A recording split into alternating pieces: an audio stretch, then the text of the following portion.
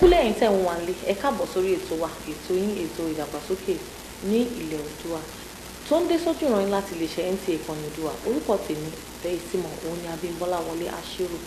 Lọ́jọ́ tòní àlejò ńlá la mú wá fún yín. Wọ́n ti gbé nǹkan ńlá ṣe ní orílẹ̀-èdè wa Nàìjíríà àti ní òkè òkun náà, ìlú Àbújá la wà. Àlejò wa fún tọjọ́ tòní ká tó ṣojú wọn asáré dókè lọ́hùn kà ń padà bọ̀ láìpẹ́. Kò sí nǹkan tí ó mú ayọ̀, tó mú ẹ̀yẹ, tó mú ògo fọmọ ẹ̀dá ju ìrànlọ́wọ́ tó bá ṣe fún ẹni tó kù díẹ̀ kí àtó. Kì í ṣe tó kù díẹ̀ kí àtó nípa owó, ṣùgbọ́n ní tó kù díẹ̀ kí àtó nípa ìlera ara, nípa làásìgbò ọ̀ jàǹbá tó ṣẹlẹ̀ sí. Àwọn tá a gbàṣẹ ní iṣẹ́ ìjọba a gbọ́dọ̀ máa fún wọn ní ìdánilẹ́kọ̀ọ́ lóòrèkóòrè. Èèyàn kan tẹ̀ sọ pé ọ̀gá òun pé ó máa gbọ́ pé ẹni tó fẹ́ ó ti Ebola máa ti wà kò sọ́rí o máa wà bíṣẹ́ mọ́ òun pé ó dà ń pé ọ̀nà ti ní ẹni yìí náà ní wọ́n dẹ̀ ti fún ní certificate pé kò sí Ebola lára ẹ̀ kò sí. So ẹ̀bẹ̀ lábẹ́ àwọn aráàlú àwọn olójó ọ̀rẹ́ ẹni tó bá ti gba certificate pé kò ní Ebola lára ilé ká gba padà ká súnmọ́ kò sí kankan lọ́wọ́ tó máa ṣe wá. Tá a bá mú ẹni tó ń lò á bá sọ̀rọ̀ á ti mọ́lé ibì kan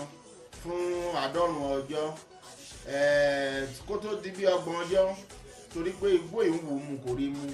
ògùn olóró ìwò mu kò rí mu á wá wò pé kí lòun lè ṣe o á náwó mú bíbélì ẹ̀ á máa kà á ó ti mọ gbogbo sam sórí ó ti mọ kinní kan sórí ó ti adọ̀bálẹ̀ kò sí owó jàgídíjàgan mọ́ ó ti ara ẹ̀ á ti rọ̀ àgbò tó fẹ́ rìn ni tó bá ráyè jáde pẹ́rẹ́mì tó wà yẹn nǹkan tó máa kọ́ ibi tó máa kọ́ lọ níbi tó ti ń mu igbó yẹn. Ẹ káàbọ̀ padà tó bá rí pé ẹ̀ṣẹ̀ ń darapọ̀ mọ́ wa ní orí ètò ìdàgbàsókè nílẹ̀ Oòduà òun lè wà. Àlejò wa fún tọjọ́ tòní àwọn ni ọ̀gbẹ́ni Fọlọ́runṣọ́ Coker. Àwọn ni olùdarí Nigerian Tourism Development Corporation ní ilẹ̀ wa Nàìjíríà. Ẹ máa bá wa kálọ. Ẹ káàbọ̀ bàbá, ẹ káàbọ̀ sórí ètò wa ètò ìdàgbàsókè nílẹ̀ Oòduà. A fẹ́ mọ̀ tá bá máa wo diversification tí ìjọba ń pariwo lé lórí. Wọ́n ní kí a diversify from epo rọ̀bì. Tá bá máa wò ṣe lè sọ fún wa pé àjọ yín pé ìjọba lè gbọ́kàn lé pé ibi tá fẹ́ tó darí sí lélẹ́yìn ìfẹ́. Àwọn nǹkan tó tí wọ́n nǹkan kéékèèké tí wọ́n lè máa ṣe tó lè máa pa owó ní àwọn ibi tí à ń sọ ní destinations wọ̀nyí nìyẹn. Then téèyàn bá wo àwọn ibi tá à ń lọ yìí gangan a ní láti ná owó díẹ̀díẹ̀ sí wọn láti tún wọn ṣe láti kó àwọn ẹranko wá láti bòmíì síbẹ̀ yẹn káwọn èèyàn lè wá wò ó bóyá hòtẹ́ẹ̀lì tó wà ń bẹ̀ kò dáa tó láti tún ṣe bóyá títì tó lọ síbẹ̀ pothole díẹ̀díẹ̀ wà láti tún ṣe bóyá security díẹ̀ lè wà bóyá àwọn èèyàn kan àyà wọn lè máa já wọ́n fi bóyá police post kékeré kan sí àwọn nǹkan kéékèèké la ní láti ṣe láti fi rí èrè àjò tourism téèyàn bá fi wé iṣẹ́ ti àgbẹ̀ agriculture àbí pé wọ́n ń manufacturing téèyàn bá fi méjèèjì yẹn wé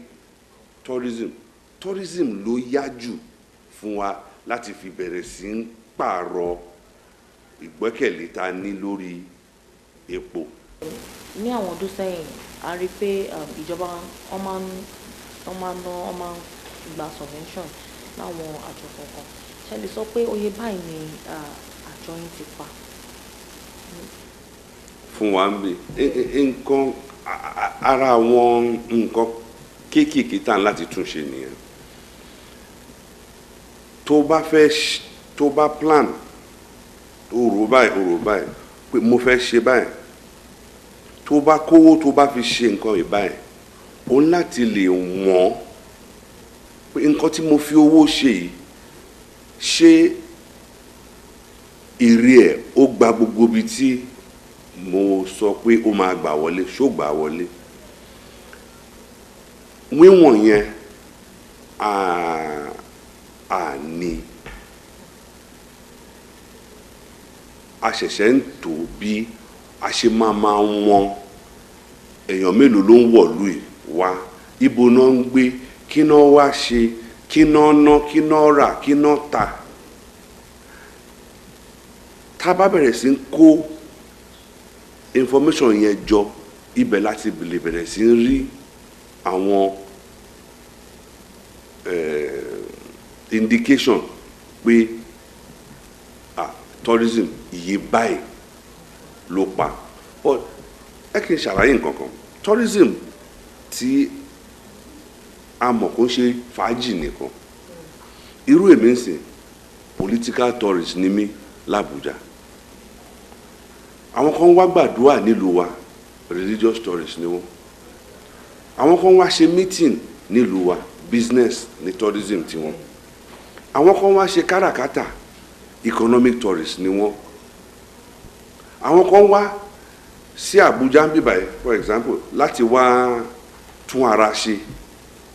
àwọn kan lọ láti Abuja yìí wọ́n lọ sí Èkó láti lọ tún ojú ṣe, medical tourist ni wọ́n. Tá bá wo tourism ní Nàìjíríà, tá bá kó irú tourism ilé àkósínú gbáyé, irú tourism ilé àkósínú gbáyé, tourism tóbi ní Nàìjíríà a kàn fún lórúkọ tó yẹ kó jẹ́ bó ṣe yẹ kó jẹ́. Lẹ́yìn tó bá wo Nàìjíríà nínú gbogbo ìlú tó wà ní West Africa lọ títí dé East Africa títí dé South Africa, Nàìjíríà ló ń fa èrò rẹpẹtẹ wọlé, a kì í kà wọ́n kún pé tourism náà wá ṣe, a kàn wọ́n pé eléyìí ń ṣaráàlú wa, àlejò ni, kí ló wá fún, èrò ló ná, kí ló ṣe, kí ni nǹkan tó wá ṣe, kí ló mean fún orílẹ̀-èdè wa, a kì í rò bẹ́ẹ̀ yẹn. So àwọn nǹkan tá a ṣẹ̀ṣẹ̀ bẹ̀rẹ̀ sí ń kọ́lẹ̀, bẹ̀rẹ̀ sí ń rò, bẹ̀rẹ̀ sí ń kà nìyẹn. Tá bá wo àwọn tourist sites tó wà ní ìpínlẹ̀ kọ̀ọ̀kan, ṣé ẹ lérò wípé abẹ́ ìjọba ló yẹ kí gbogbo ẹ̀ wà, pé kí ìjọba máa darí wọn, àbí ẹ rò pé káwọn ìpínlẹ̀ ẹ̀ fúnra wọn kọ́ máa dọba lé àwọn tourist centers yẹn? Á ṣòro fún mi kí n jókòó síbí báyìí kí n sọ pé omi kan tó ń sun láti inú ilẹ̀ ní Ọ̀ṣun kí n sọ pé èmi ni ó yẹ kí n pàṣẹ lórí ẹ̀ pé bàbá ẹni tó gbé lẹ̀ fún èèyàn báyìí pé kò láṣẹ lórí ẹ̀ mọ́. Àwọn náà ni àjọjẹ ló dùn, ká sowọ́pọ̀, àwa mọ bọ́n ṣe ń ṣe ní gbogbo àgbáyé, àwa mọ àwọn nǹkan tí a lè péjọ sí orí ẹ̀ tó yẹ pé òwò yẹn á pààrọ̀ láti tọrọkọ́bọ̀ tó wà nísìn á di owó olówó ńlá. Ọdún sẹ́yìn ẹ rí pé Abuja Carnival tó ń ṣe l'Abuja níbà, ẹ rí pé ó dùn ó lárinrin, àmọ́ nísìnyí ẹ rí pé kò dàbí tẹ́lẹ̀ mọ́. Àwọn èèyàn tẹ̀ sọ pé kán scrap ẹ̀, ṣẹ́yìn lérò wípé ó yẹ kán scrap ẹ̀, àbí kí lẹ́yìn ní sọ fún wa nípa Abuja Carnival? Dúró ìrandíran bàbá wa wo ló ṣe carnival bí wọ́n ṣe ń ṣe ló wọṣọ tó ń wọ̀ ẹ́. Carnival tèmi mọ̀ Brazil ni wọ́n ti ń ṣe, wọ́n dẹ̀ gbé wá sí Calabar, wọ́n bẹ̀rẹ̀ sí ń ṣe ń bẹ̀. Gbogbo Nàìjíríà dẹ̀ bẹ̀rẹ̀ sí ń tẹ̀lé carnival pé àwọn náà fẹ́ ṣe carnival bíi ti Calabar, àwọn náà fẹ́ ṣe. Calabar ṣe carnival tí wọ́n nìyẹn, àwa náà lè ṣe tiwa. Tá a bá wọ àwọn abúlé àwọn Gwari tó ń wà ní Abuja tó ń jẹ́ àwọn ìjìnlẹ̀ ní Abuja yìí, wọ́n léegun tiwọn á tó 20, ká kó wọn jáde. Àwọn nǹkan táwọn èèyàn fẹ́ máa wá láti bòmí láti wá wò nìyẹn, culture wa nìyẹn. Tá a bá lọ ṣe copy and paste, tá a bá lọ ṣe photocopy tẹlómi, tá a wá ṣe labalábá àti gbogbo kinní tán, a lè mọ ṣe tó àwọn tó ń ṣe ń bẹ̀ yẹn, a kò lè copy ni. Tá a bá ṣe tiwa tó jẹ́ tiwa, tá a mọ̀ tó yé wa, ìyẹn làwọn èèyàn fẹ́ wò kí la dẹ̀ máa wá fi kún àfi àwọn nǹkan tó jẹ́ tiwa ní ayé àtijọ́ àfi tàwọn nǹkan tó jẹ́ tiwa ní ayé ìsìn kún tó bá ṣe carnival tó kó àwọn nǹkan ti ilẹ̀ yìí jáde tó dẹ̀ ṣe bóyá music tó jẹ́ tìsín tó ń jẹun tó ń ṣàríyá carnival nìyẹn àríyá tó jẹ́ tiẹ̀ tó jẹ́ tìlú ẹ tó yẹ tó lè ṣàlàyé ẹ̀ fún àwọn ọmọ pé àwọn èèyàn báyìí báyìí báyìí ní láyé àtijọ́ báyìí báyìí báyìí náà ṣe ń ṣe àwọn nǹkan tó jẹ́ carnival fáwa nìyẹn so bẹ́ẹ̀ la ṣe máa tún wò. so ẹ̀yin tí wọ́n sì gbé òkè ṣé pé kán continue àti máa ṣe torí mo mọ̀ pé carnival yẹn mo mọ̀ pé wọ́n ẹ̀fọn pass a lot of other countries ṣe é sọ pé ti Àbújá ìgbà ìgbọ̀ngàn ló ẹ̀fọn ṣe. no mo ní kí Calabar wọ́n ṣe carnival ti wọ́n but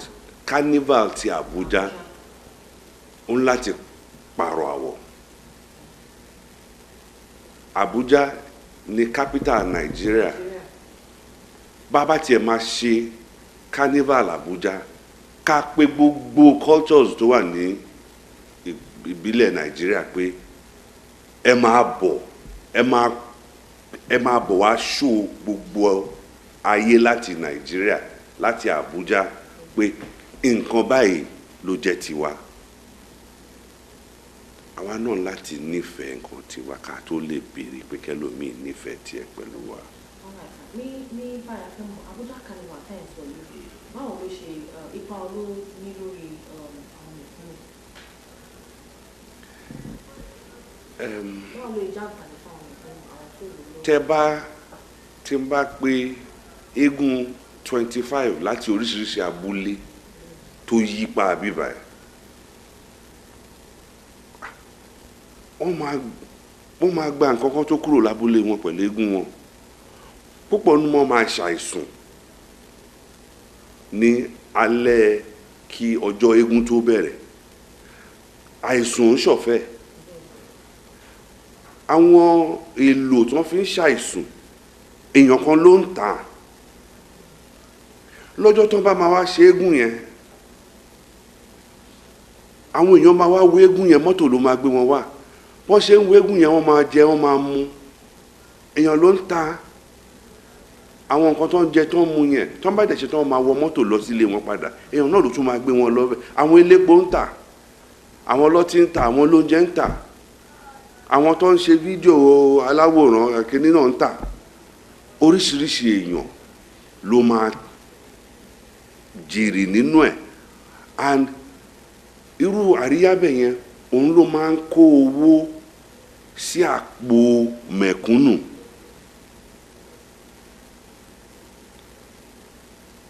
nídìí àríyá ńlá bẹ̀ yẹn ni opportunity máa ń wà fún ìjọba láti drive owó lọ dé abúlé ibi tí eégún ti jáde lọ dé àwọn tó ń gun kẹ̀kẹ́ lọ dé àwọn tó ń tọ́ ẹ pé bóyá wọ́n máa ta ìkòkò ṣàsùn ọbẹ̀ kan lọ́jọ́ kan ó jẹ́ pé mẹ́ta náà máa ta lọ́jọ́ yẹn so ó ṣe. táwọn máa wo ìṣèjọba Buhari tí àwa náà yìí ṣe lè sọ fún wa pé ṣé ó ní àwọn nǹkan oríṣiríṣi tí wọ́n ti gbé ṣe lórí àjọ yín àti pé how well lẹ́rù pé wọ́n ti fẹ́ as per tourism. oṣù méjì ni mo ṣe ṣe lórí àga ẹ̀ but máa try láti dá ẹ lóhùn lórí ẹ̀ nígbà tí ìjọba yìí bẹ̀rẹ̀ wọ́n sọ pé àwọn máa pààrọ̀ púpọ̀ nù nǹkan bá a ṣe ń ṣe wọ́n lè lò láàánú lórí oríṣiríṣi nǹkan tá à ń ṣe báwo la ṣe lè kó àwọn kan pọ̀ báwo la ṣe lè yan ẹni tó mọ̀ ń pa ẹ̀ jù tọ́wọ́ ẹ̀ dẹ̀ mọ̀ tó lè ṣe iṣẹ́ yìí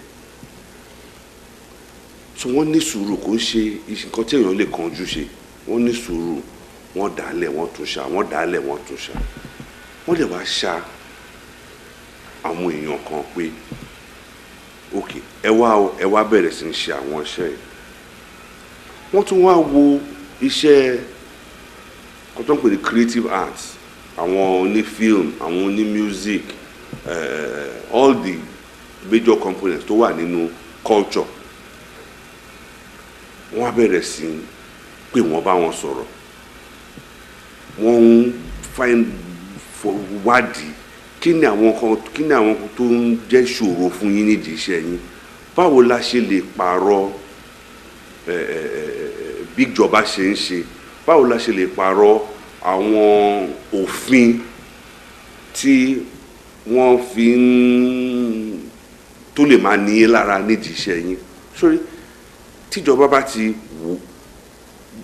bá ti nífẹ̀ẹ́ àti wá bó ṣe máa tòrò fún ẹ,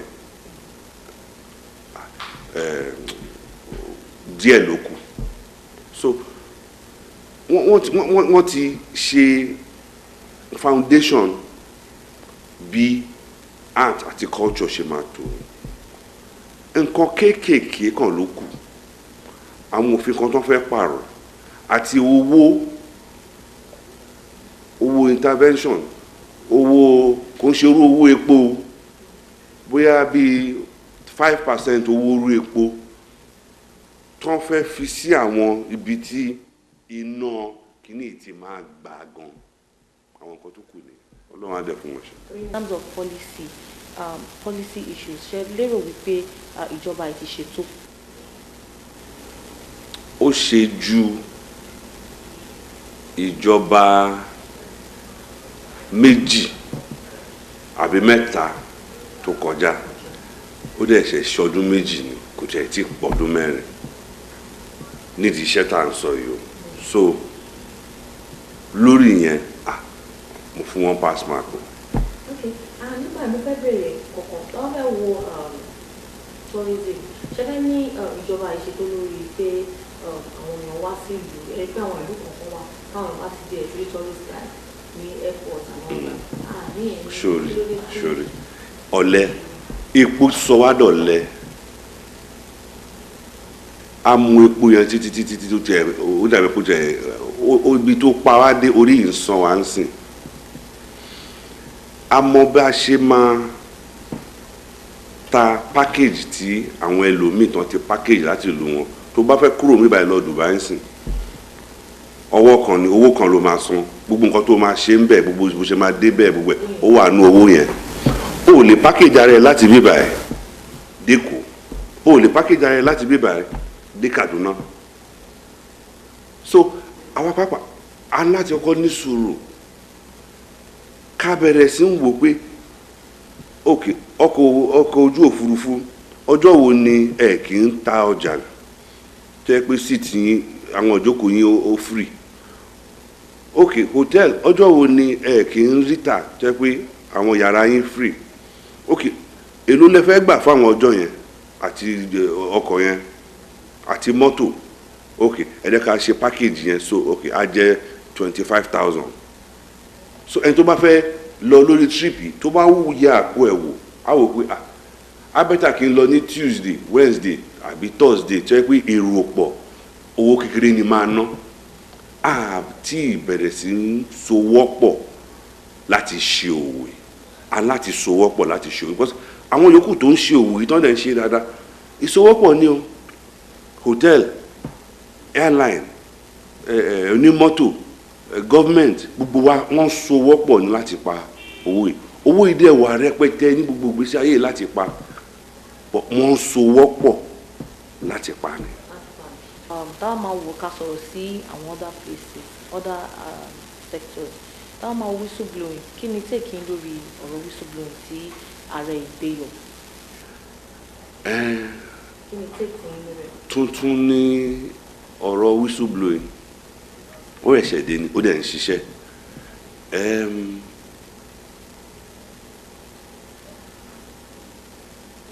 Mo ń láti sọ̀rọ̀ pé aláti careful nítorí ẹ̀tanú, because mo kà kan tó ṣẹlẹ̀ pé èèyàn kan tí ò ṣe nǹkan kan wọ́n lọ parọ́ pé ó ṣe báyìí. àwọn ọlọ́pàá dẹ̀ ti lọ gbé nígbà tó máa mí wò tó máa yẹ̀ wò wọ́n rí pé kò ń ṣe bẹ́ẹ̀ so àwọn tó lọ parọ́ yẹn náà lọ kó so à ń láti ṣàkíyèsí pé àwọn èèyàn lè lẹ́tàánú kó máa fi whistleblowing ṣèkà but téèyàn bá wá dúró owó tó ń sọ tó ń rí kó padà tó ń lè kó fúnrú tourism láti fi tòrò ó ṣe dáadáa ó ṣe dáadáa. níparí iṣẹ́ lè sọ fún ọ̀rọ̀ ìṣítí ìwòlẹ̀ ní fún àwọn ọmọ orílẹ̀-èdè nàìjíríà pàápàá jùlọ ìjọba lórí ilẹ̀ tàwa. nǹkankan tí a máa bẹ̀rẹ̀ ní oṣù tó ń bọ̀ yìí it's called Tour Nigeria rìn kiri ìlú ẹ wòlú tiẹ̀ wo bó ṣe rí kí ló wà ń bẹ̀ báwọn kan ṣe ń sọ ra nǹkan tó ń ṣe ń lu ẹ nǹkan tó ń gbìn ń lu ẹ náwó ẹ owó tó ṣiṣẹ́ tó làágùn fún nílùú ẹ ná sínú ìlú ẹ kí owó ìlú ẹ náà lè ga bí owó ìlú èbó káwọn èèyàn ìlú èbó náà lè wo ìlú ẹ pé ìlú yẹn máa ń tòrò kán lè dìde wá báwa náà ṣe ń lọ báwọn náà ṣe ṣe tiwọn nìyẹn so domestic tourism ni focus wa pé à ń wo bá ṣe máa tún tiwa ṣe bá ṣe máa lo nǹkan tá a ní nínú ilé tiwa fáǹfààní tiwa.